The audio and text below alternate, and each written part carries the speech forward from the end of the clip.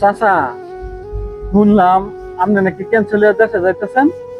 ভাতিজা, দেশে তো যাওয়া লাগতেছে, তবে ক্যান্সেল হয়ে যাইতেছি না, ভিসা লাগতেছে না, এই জন্য যাইতেছি। আর ভিসা লাগে না কেন, কি সমস্যা?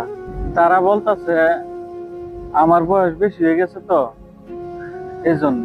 চাচা, আপনি মনে হয় জানেন না, বিদেশে যারা থাকে তারা হইছে আমের মতো, যতদিন রস আছে চিপটা নিবে, রস শেষ ছুঁড়ে ফেলে দিবে। বাতিজা, কথা তো ঠিকই কইছ, তবে আর কিছুদিন থাকতে পারলে ভালোই তো। আর কি, এই যে বিদেশ আইছে, কত বছর হইল আপনার?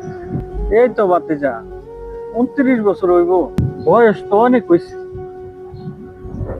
বিদেশের মাটিতে, আরো থাকতে চান?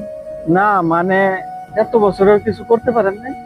করছি তো অনেক কিছু, ছেলেরে লেখাপড়া করায়া মানুষ করছি, এখন ছেলেরে ইউরোপ পাঠানির লেগে টাকা জমা দিছি, মেয়েরে লেখাপড়া করায়া বিয়া শাদী দিছি, যে বাড়িটা ছিল ভাঙ্গাচুরা এই বাড়িটা করলাম। তবে ভাতিজা, আর কি চা, এত কিছুতে চলে না, আরো লাগে। বাড়ির দ্বিতীয় তলার কাজটা একটু বাকি আছে আর কি, আর কিছুদিন থাকতে পারলে ভালোই তো, কাজটা শেষ হয়ে যেত। আপনি যে বেঁচে আছে সেজন্য শুকরিয়া আদায় করেন। এখন দেশে যাইবেন, আল্লাহ আল্লাহ করবেন, আর নাতি নাতনুদের লইয়া খেলাধুলা করবেন।